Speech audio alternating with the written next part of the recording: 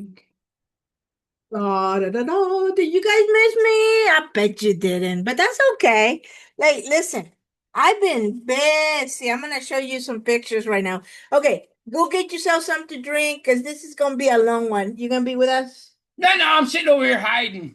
Why? Come here. Okay. Can can can can I say the definition? Huh? Huh? Huh? Well, I was gonna get to it, but Okay, never mind. tell them will Well, I don't have to. That's fine. it will tell them, and Yeah. you'll keep it in mind. And when we come to it, you'll see why I'm telling you this. Okay, I'm waiting.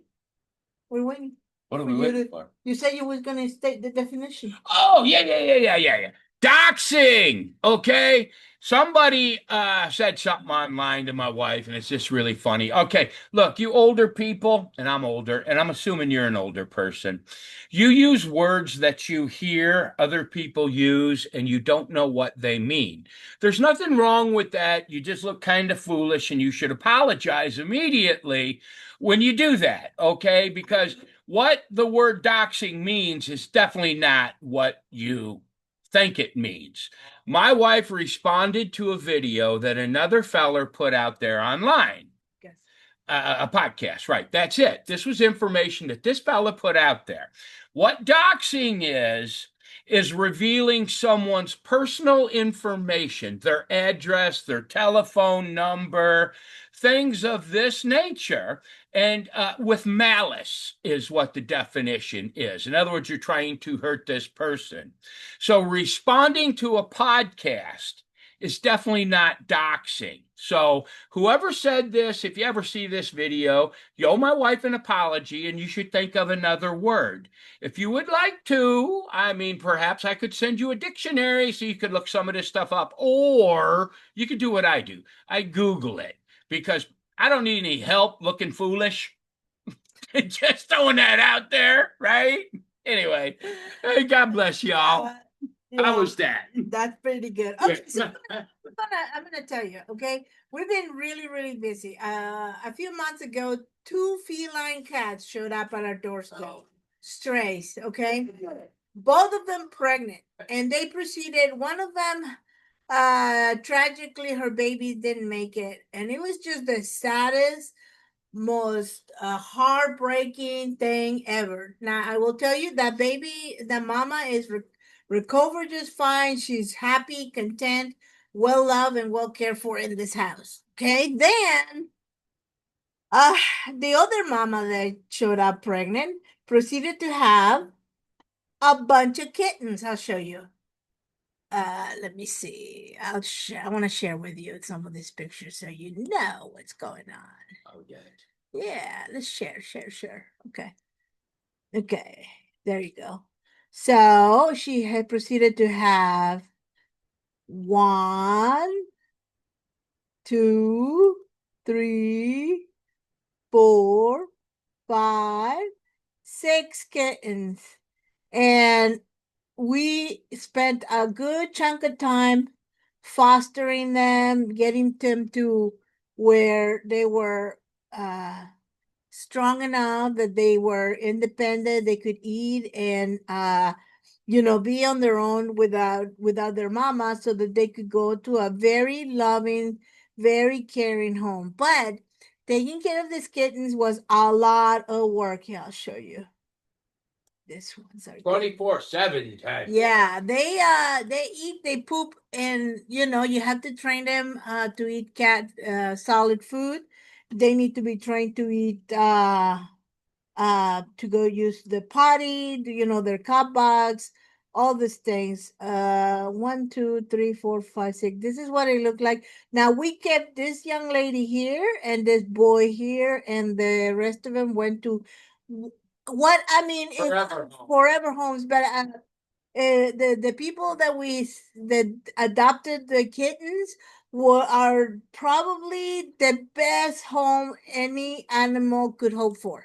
Okay, Indoor cats. indoor cats. Regular pets. Yep. Yeah, they get well care, all the things. Okay, so that's what we've been doing, and it's a lot of work, especially because our home is not set up uh for anything like that. I mean, there's 6 of us living in a 1,200 square foot house. My husband and I, as you can tell, probably live in what is our bedroom, living room, office, and library and armory. And all that. So we live in a small home, and so it was a challenge, and everybody in the house had uh to make compromises and be put off and put out because of the kittens. But all that is sort of in the past, and right now, next week we have the mom of the 6 kittens. We're gonna take her to the vet and get her spayed, I think. That's what you call for the girls. So that's her. And then when the baby gets old enough, we'll take them to get spayed and all that. Anyway, so that's what we've been doing. So so what I'm gonna talk to you about here in a minute is it's been a while, okay? But I did not have the mental bandwidth to deal with it or address it in any way, shape, or form. So I'm gonna tell you about one thing that my husband that is related to the word that my husband just described for you, and then I am going to connect it to another content creator that I agree with and disagree with, and that is basically the premise of this video. If you would bear with me, whoever you follow for your biblical enrichment. So if you follow any particular pastor, any particular scholar, if you do not find yourself disagreeing with them, you need to ask yourself why. Because the Bible is an ancient book that's been around for a very, very long time. It's got a lot of writers and all this other stuff. And so, therefore, every view of the Bible is going to be colored by your own experience as a human being. And that is not a bad thing, it's a good thing. There is a reason why God made us all so different and varied, and different levels of intelligence, of education, different levels of what would I say, understanding, all this sort of stuff. So, all right, let's get into it. So, I am a great fan of the eschatological views that Mr. Gary DeMar has. I have great respect for him. A few years ago, he found himself with this letter that they were trying to make him affirm that Jesus Christ was coming back, and he refused to answer because he was right. If he answered the questions, then they would have more questions, and it would be a never-ending roller coaster. I agree with. I do from my studies, and with the aid of his hermeneutical point of view, I understand and see what he means when he talks about that the Bible really maybe doesn't really speak to the second coming of Jesus Christ. It doesn't really talk about our future, and maybe we might defer on some of the whether the Bible, the Book of Revelation, and all of that talks about our end. It rather is talking about the end of the covenant within the Jews, with the Jewish people and God. Okay. Nuance. It's a very nuanced conversation. And one of his this is great, simple hermeneutical point that he does. Okay. Audience relevance is key. And if you just keep that in the back of your brain as you read the Bible, it will open up avenues of study that you never thought you knew they were existing. Okay. I've taken that to heart, that teaching, that's his teaching. Okay. And his teaching, and thought, okay, this makes great sense. And I have used it for years, and it's great. Like I said, I have great respect for the guy. He's the way he approaches the Bible is uh, clear, concise. Uh, is there things that he's missing? I think so. Uh, because a lot of and you know he like again a lot of these guys are much more educated than I would ever be, but I have the benefit, I guess, to sit back and go look at everybody. I mean, one of the can I just give you a piece of advice? One of the best things you can do for yourself as a Bible student, a Bible nerd, is to study those people that you 100% disagree with, always, because they will challenge your. Hello, dude. Hey, hey, you're supposed to be on a diet. I am on a diet. One little cookie. They came out pretty big. Oh, you made great cookies this time.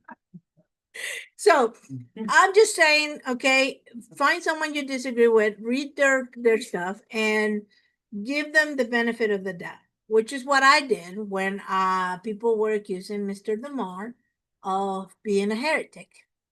Okay. Um, all that to say, I just want to give you a little background. I listen to his podcast every time it comes out. I disagree with some of his points. I agree with some of his points. Mostly with the eschatological stuff, I agree with him, you know? Okay. A few weeks ago, and this is already old cold tea. Gaines, was that? No, let me look. I'm looking at the name. Uh Cheap and Chip and Joanne Gaines uh have a show, and evidently their dog can call themselves Christians and whatever, and they have this great big business about home decor and all of that, and it was a big deal because they call themselves Christians, and in their show they had two parents, two men and a son and their son part of being part of the show, so a gay couple. And then the evangelical world lost their ever loving mind like they have a tendency to do. And I tell you what, a year ago, I would have been 100% behind this, saying, oh, yeah, you know, you can't promote homosexuality and all of this and that and blah, blah, blah. Okay. I'll tell you what, I watched a bunch of videos from Preston Sprinkle. Now, I'm pretty sure that in his from his way of thinking, obviously he thinks homosexuality is a sin. Okay, this shouldn't be promoted, and I think he said that he doesn't think gay marriage is allowed in the Bible according to what he studied at that point. Anyway, what he did, though, is he brought into his podcast a bunch of people that were transgender, they're gay, that of all kinds, gay woman attracted to women, they're married to a man and loves her husband and is very attracted to her husband. A lady that herself is homosexual and is trying to help the people in her community, in her in her church, to deal with all these things, okay, to deal with all of this stuff, the homosexuality, all of that in a pastoral way, okay. And so what was impressed me out of this particular podcaster, theologian, scholar was the love, kindness, and mercy that he had for all these lost people. Okay. Are they sinning? Let me tell you, we'll get to that in a minute. But my when before we started reading the Bible and really studying and understanding things, I was all pro gay marriage and all pro gay rights. Why? Because I don't think that anybody should be marginalized for any reason other than criminal acts. Okay? Right? We could go into nuance of that and all of that. So that was my thing. And after reading the Bible and studying deeply, again, I'm back full circle to that. No marginalization of any people for any reason other than, a criminal thing. It's so funny because I did my studying a long time ago when you had to really have books and you had to go buy them. It's very expensive. Anyway, what I came up with back then and what I came up with now is the Bible says what the Bible says, and I don't try to explain it or anything like that. It literally says what it says. What the Bible does say is judge not lest you be judged by your own standards. Okay. Now, the Bible says a lot of things are wrong, but the Bible never told me to be the enforcer of God. It just doesn't say that in the Bible. If something is wrong, it's God's judgment. God will judge them, not me. I'm not allowed to judge people. So I just try to get along with most people. Then there's some people that you just can't get along with, because they're not right in the head. That's a fact. Them people you just try to stay away from. That's true. Anyway. So that's where my heart is right now. I mean, lead with mercy, and that just reminds me of the words of Jesus. It says that go find out what he got when God said, I do not desire sacrifice, but mercy, I believe is the word he used. So, all right, I'm drawing a picture for you. Okay, so I'm listening. This is happening, and I'm listening to the podcast of Mr. Gary DeMar, and he's commenting on this particular issue with Chip and Joanna Gaines. And here's where Christians of almost all kinds, except for the ones that they call progressive, okay, are homosexuality is bad. Full stop. It's a sin. Full stop. Don't promote these people. Don't help these people. Do not do anything that elevate, normalize these people or anything like that, which in fact is creating a marginalized group of people. To me, that does not seem biblical. Anyways, I was listening to his podcast, and the term I use is sardonic.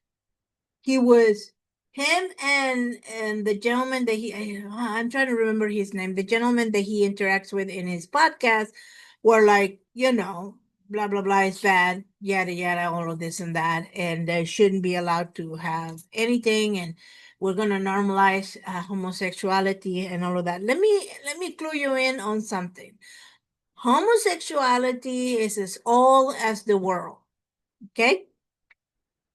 So I want to share an interaction I had with Mr. DeMar on Facebook,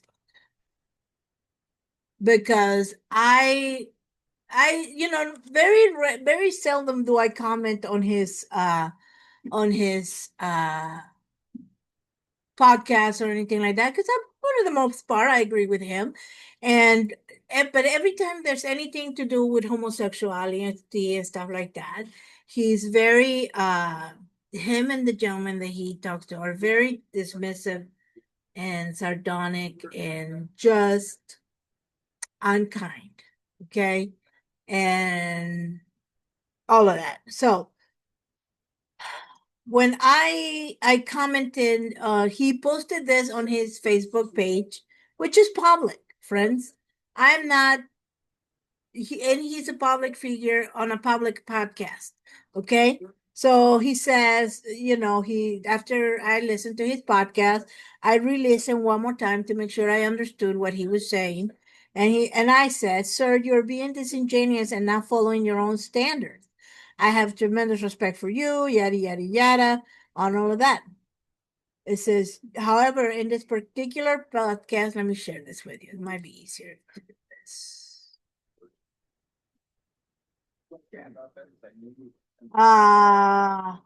You're turning your back on your own exegetical standard. Audience relevance is key. Remember, Matthew 5:17-18 is not talking about the physical heavens and earth, right? Otherwise, we're still under the law.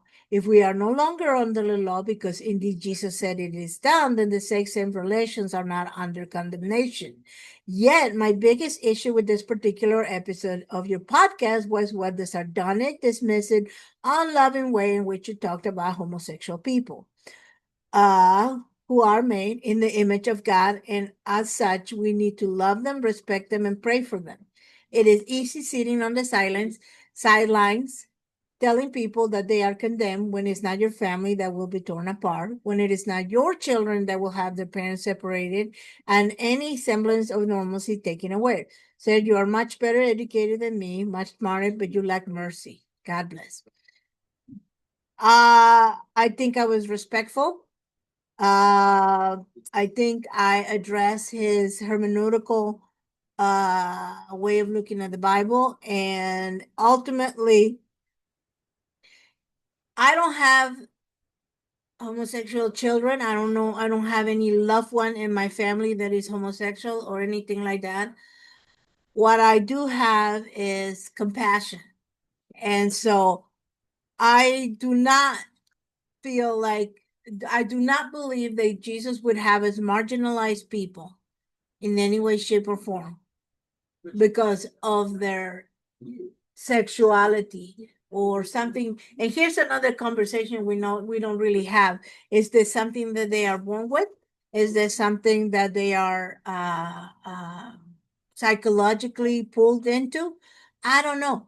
Okay. But we, by dismissing them altogether, dismissing homosexual people altogether, we are making them into, trying to make them into a subset of humanity. And let me tell you, like it or not, every human being is made in the image of God, all of us. So, anyways, so somebody responded and we had a bunch of back and forth, but that is not what I'm trying to get at. So here's where I want to get at. He says, Mr. DeMar responded, Jesus defined marriage in Matthew 19, same gospel as Matthew 5, which I already know, as between a man and a woman, case closed, normalizing sex marriage is unbiblical based on numerous passages. And this is where I really want to talk about it. We're going to get into scripture. Okay, let me bring up my software and we're going to look Matthew 19. Matthew 19. One of us would have to die. Well, come with us. One night. Okay. Let me stop sharing this for a minute. And let me bring up, I'm gonna let me bring up my log software to share with you.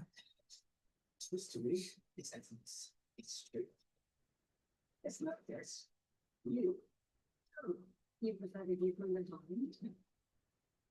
I'm trying to find, because he's talking about Matthew 19, marriages between a man and a woman. Let me pause and I'll try to find the passage. But let's do that. Let's do it together. Because you know me, if you've been on our channel before, I like to do not just show and tell, but show. Okay. So he's talking about Matthew 19. Have you not read that the who created? Okay. Oh, yeah. This is okay, perfect. This is exactly what I was looking for. Okay. Mr. DeMar quoted this particular chapter, and I think he's talking about, he didn't say the verse, but since the context of it is marriage between a man and a woman. We're going to talk about it. It says here, now, and the Pharisees came up to him and tested him by asking, is it lawful to divorce one's wife for any cause? What is the question? And to whom it's being addressed? The Pharisees are asking Jesus, are we allowed to get divorce under the law? Okay, right? Divorce. Divorce. Okay. And he answered them, have you not read that he who created them from the beginning made them male and female? And said, therefore, a man shall leave his father and his mother and hold fast to his wife, and the two shall become one flesh. What is Jesus addressing here? Is the question of divorce, not the question of marriage. Okay? You can interpret into it, read into it that marriage is supposed to be only between a man and a woman. No, he's saying you guys use divorce, the union between a man and a woman, okay, he's saying, are one flesh. So they no longer are two but one flesh. What therefore God joined together, let no man separate. What is Jesus condemning here? Divorce. Okay? So it says here, they said to him, why then did Moses commanded one to give certificate of divorce to send her away? And he said, because of your hardness of heart, Moses allowed you to divorce your wives. But from the beginning, it was not so. And I say to you, whoever divorces his wife, except for sexual immorality, marries another, commits another adultery. And so then the disciples said, if such is the case of man with his wife, it's better not to marry. But he said, not everyone can receive this saying, but only those whom it is given, for there are eunuchs. And then he proceeds to talk about all of that. What is Jesus condemning here? Divorce, friends. Divorce. He's you can tell me all you want that he's making a thing about marriage and all of that. No, the subject of the conversation, the subject of the question, the subject of the answer is divorce. Therefore, any human being that is divorced is committing a sin and is condemned, right? No, it's not, right? Because that's not how we do things now. What I'm trying to get at, friends, is Christians, all of them, including Mr. DeMar, pick and choose what they're going to follow. Okay? If we want to marginalize people that are homosexuals, then we also really should be marginalizing people that are divorced. If you have a divorce in your life, you need to go. You need to disappear and we can't see you anymore. You don't exist, okay? And we'll get you out of society and all of that. Here's the but we don't do that. We have a president, which Mr. DeMar probably voted for, that has been divorced, has committed sexual immorality. Now, Jesus literally says the only reason you're supposed to divorce somebody is sexual immorality. Okay, so that means what? That if your husband beats you up, you're supposed to stay married? That if you if your spouse does all horrible things, is disrespectful, beats you up, offends you, calls your name and all that, it's mentally abuse you, is that supposed to be you stay married? No, right? He didn't say that though. So you are picking and choosing what you're going to read into what Jesus is saying there, right? And then you have Paul saying a man should love a woman the way you love your own body and all of this stuff, and all of that is true, and it's more nuanced than that. But you have to take into consideration the audience relevance of this. And Jesus is addressing one subject, divorce. Okay? Not necessarily marriage, is a divorce. And it's not just any divorce. Okay? It is the divorce of a man against the man perpetuated against women in those times. Okay? Because why? Why are we allowing, why today you would, because audience relevance is so key. Why? Because today the women, a woman that gets divorced today from a husband that beats her up, abuses her, mentally abuses her, nobody would bat an eye at that. She's not sinning. Why? Because we, as human beings, have moved forward in our society and understand that that is not okay. All right? Just saying that, friends. Just think it through. All right. So that was one of my things that I was sort of arguing with him on that. And so I want to share one more. Anyway, so let me continue with the Facebook thing. Okay. So he says, then obviously I said, his opinions, I was talking to him, and then somebody said I da da da. So case closed, right? According to him, the case is closed. The case is not closed because let me tell you something: homosexual people are not going anywhere. And the more you marginalize them and make them feel like they're less than human beings, because that's what we're saying, the worse it's going to get. Okay. I said, perhaps, and see, this is me not feeling 100% ready to argue with anybody about these issues, especially not online. So this is my response, and I know enough of Mr. DeMar that he's one of those people that will argue with somebody in good faith on Facebook, but then he's like he said 3 strikes and you're out, so to speak. He will argue back and forth a couple times, and then he's a busy man, and I understand that, and so he moves on. So he says, perhaps, my answer was, perhaps, Mr. DeMar, but it is easy to sit on the sidelines and ridicule a portion of the population, which is what I think. He doesn't have, I don't believe, any homosexual people in his family.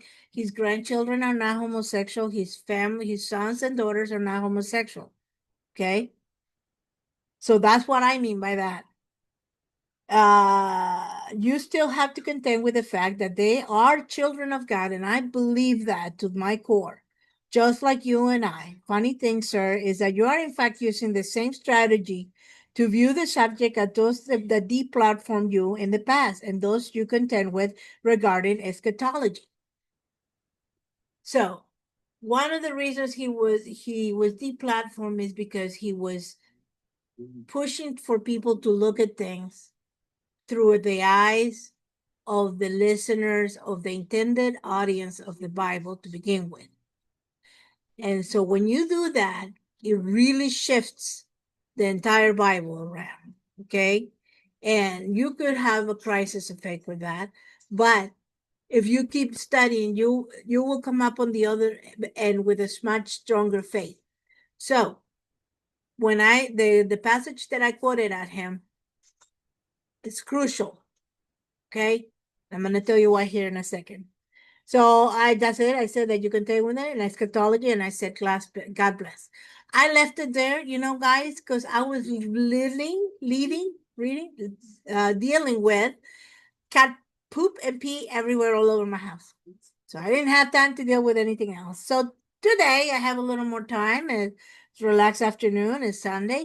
So I pull up because I had seen that the American Vision web, which is the business that he runs, that he's a big part of. It's a public. Um, they publish books and things like that. Okay, great resource, guys. They have really good books, theologically minded, at great prices, and you can have some PDFs and some actually hardback books. Great place to go to get some really cheap books that are really, really good. I would recommend James P. Jordan. He's one of my favorite theologians. Okay. So then American Vision response.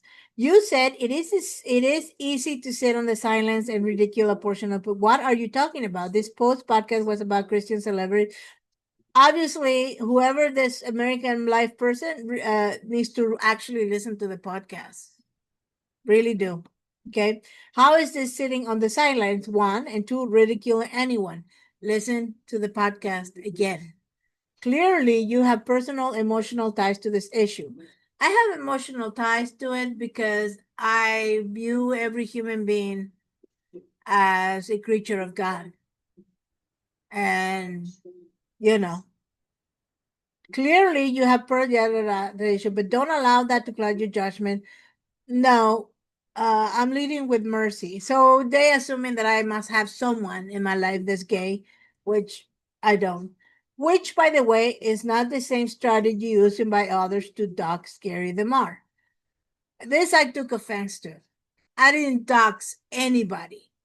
I didn't get dox Mr. DeMar at all. I don't know his address. I don't know his phone number. I don't know the business address. I don't know anything like that. And I was just simply putting to him that he needed to be consistent with his own hermeneutical points. Okay, this is where I am right now in the biblical studies that I had regarding homosexuality and stuff. My husband has a very firm idea of what that is a sin and all of that, and I'm I'm not. I was there. I'm not there again, but I might change my mind and come back again to it. But I want to address the same thing. Matthew 5, which is what I uh originally wanted had he didn't interact with. Okay. The one of the reasons we people believe that homosexuality is a sin is because the book of Leviticus talks about it. I think we have passages in Deuteronomy. We have some writings of Paul and stuff like that, talking about the law and how that's a sin under the law. Okay. All right. Let's go to Matthew 5:19. Remember Mr. DeMar's hermeneutics. Audience is key. It's relevant. It's very important. And I want to share this with you. Let me pull this up. Okay. We have here five, not a tittle. Let me find the actual passage. Hang on. Bear with me. This is a very sophisticated, high-tech, large budget enterprise. Okay, so the Sermon on the Mount is one of the longest discourses that we have in history in the Bible from Jesus. Okay, and the Gospel of Matthew, and we want to talk about a little more on the Gospel of Matthew, responding to content creator because it ties in with him. I agree, but we'll get to it. Okay, audience relevance is key. Don't forget that. Now, if you are if you're if you're of the same eschatological bent as Mr. DeMar, you will know that in the Bible, when heavens and earth are talked about, it's not always our physical heavens and our physical earth, or sometimes it's the abode of God in our land, sometimes it's entire cosmos, but biblical language usually means the covenants. Okay, the current system, their current system of worship of God and all the temple stuff and things like that. Okay. Now, and the law is the law of Moses, the Torah, and stuff like that. Okay. So this is Jesus talking. And the same way, let your light shine before others so that they may see your good works and give glory to your Father who is in heaven. Do not think that you know what? Okay, let me pause a minute. There's people that have written entire books about this particular passage because they don't have the kind of hermeneutics that Mr. DeMar has. Okay, it's quick. Just remember what I just said. It says, do not think that I have come to abolish the law or prophets. I have not come to abolish them, but to fulfill them. Okay? This is Jesus talking. For truly I say to you, until heaven and earth pass away, not an iota, not a dot will pass from the law until it's all accomplished. So, audience relevance, if Jesus is talking to the entire universe, we are not only still under the law, okay? We're under the Levitical law. That means that we should still be doing sacrifices, that we should still be doing all the things. We should be holding all the Sabbath, the Passover, and all of that. As Christians, why don't we do that? Okay? So, pick and choose, right? But he knows, and I know, that when Jesus says, until heaven and earth pass away, not an iota, that the law is still in place. Who is he talking to first? All Israel, the Jews, who were what? Under the law, under the law of Moses, they were doing all the things, all the sacrificial things, all the everything else. Here's the fun part, friends. And he would probably agree with me. When did all of this pass away? 70 AD. What went away? The temple, which is the meeting place of God. It is heaven on earth. The temple was heaven on earth. Friends, when you read the Bible, you'll get it. Okay? And he knows that. So, the law itself is no longer bound. We're no longer bound by that law. Now, all of us have the law of God written in our heart. And we are all convicted by the Holy Spirit. Is homosexuality a sin? Honestly, I'm not going to tell you one way or the other. That's something that you need to figure out on your own. But I want you to be put in perspective the fact that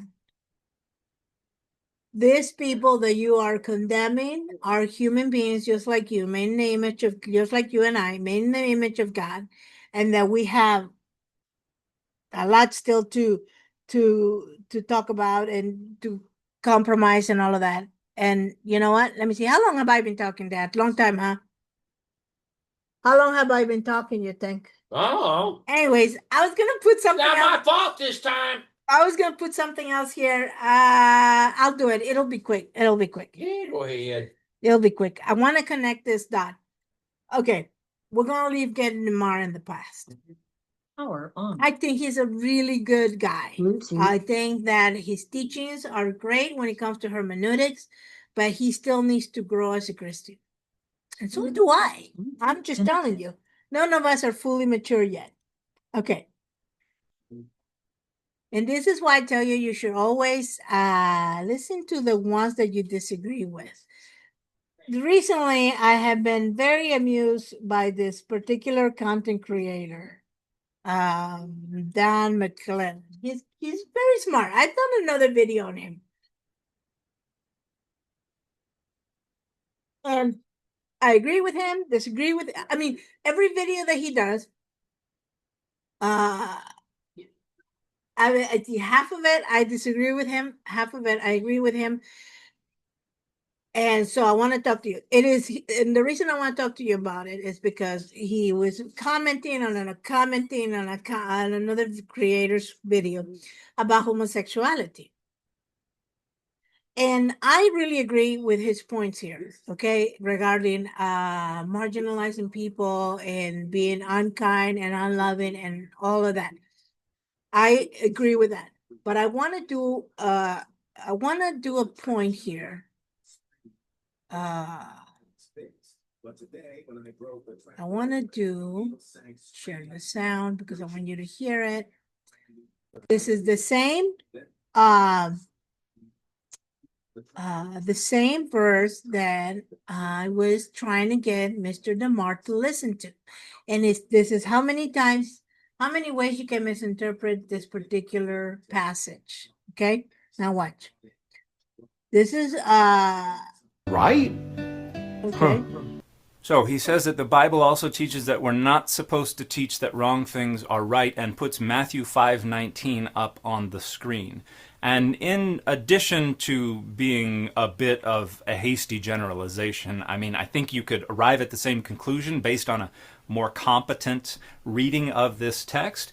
But the way it was framed is a hasty generalization. But also, this content creator rejects what is taught as right in this very passage. Because Matthew 5:19 is saying that anyone who teaches anyone else that any part of the law of Moses is no longer Remember what I told you? Audience relevance, one, and in force will be the least in the kingdom of heaven. See, the author of the Gospel of Matthew was a Judaizer. okay, right there. What he said, he was a Judaizer. Okay, listen. They believed that the law of Moses remained in effect for followers of Jesus, and they represent Jesus saying that not one jot or tittle of the law will fail until heaven and earth pass away. And he says your righteousness must exceed the righteousness of the... Okay. The Gospel of Matthew is a very Jewish gospel written for a Jewish audience. They would have understood that heaven and earth meant the Jews and their way of worship and the temple. Okay? The temple is heaven on earth. And they would have understood that that's what that meant. Not that the law will stay on forever and ever. Okay? This guy, Mr. McClellan, you should listen to his argument regarding why we shouldn't be cruel to homosexual people. And but what I wanted to tell you is you have to remember who Jesus is talking to first, and you really need to learn how to understand Bible. Okay, not every time the word heaven is used means heaven or the sky above or the kingdom of God. Sometimes it simply means the temple. Okay, the meeting place of God with man, heaven. Okay, so that's all I have for you guys today. I mean, like I said, I was busy and I didn't have time to deal with it, and I had to kind of get my thoughts organized, which are already very scattered to begin with. But friends, don't don't there's one thing about judging, friends, that if you feel that if we always feel inclined to judge other people, is because we think we're the shit. Pardon my English. That's why. Okay. I'm a Christian and I follow Jesus Christ and I'm a really nice human being, and therefore I don't gotta worry about it, and I can sit here in my kingdom and judge homosexual people. But that right there, that's a sin. And I can tell you 100% for sure it's a sin. You know which one? It's the sin of pride. Okay? Because I cannot turn left or right and look at something and think, I've done that. I made a mistake. probably as big as that. I have sinned against God just as much. Okay, so unfortunately, the sin of pride is infested the Christian community. Well, we're so much better. Okay. I'll tell you what, you form your own opinions, listen to people you don't agree with, and form your own. I mean, in the end, you will be the one standing in front of God, hopefully, right? That's what I believe right now. And I don't know how it's gonna work. I mean, will we even, but you'll know. And honestly, the way I see it, the way I try to live my life, whether we're going to be judged or not at the end of our lives, and whether we're gonna stand in front of Jesus at the end of our lives and present our findings, so to speak, whether or not that's the case, as one of the ways I live my life, when I get to the end, whatever I have done in this lifetime, it's all I'm gonna have, and I'm gonna present it to God, and I'm gonna present it to Jesus, and they will know that that was the very best I could do. Okay, and that sin of pride that all of us have, I really try to work on it every day, and sometimes it worked, sometimes it didn't, but I tried. Anyways, friends, read your Bible. And don't be. There's no such thing short of somebody denying that Jesus is the Son of God, and that God is the creator of the universe, and that God is the almighty, kind Father. I mean, ask questions, investigate. Don't listen to, just don't blindly follow anybody. Yeah, Okay, yeah, because your experience of the Bible is very different than my experience of the Bible, is very different than my husband's ladies, experience of the make Bible. me a sandwich. Anyway, Yeah, you like guys that one. hanging in, yeah. God bless, friends. Hopefully I can be more consistent with our videos. That does not mean that busy means that I didn't do anything with my Bible, though. I've been reading a lot. And okay, I watched this movie. I'm not going to tell you about it, but I need to do a video on it because I was okay. I'm having a hard time finding anything to watch because everything has nudity or sexual content or blah blah blah. And I'm not a prude necessarily, but I don't want to see it. And I sit here in a living room and my kids go back and forth. I don't, whatever. At any rate, I've taken to watch stuff that's older. And so I picked a movie that was really old. And somehow I still got nudity. Anyways, we'll talk about it. God bless. You guys have a good day. Bye bye.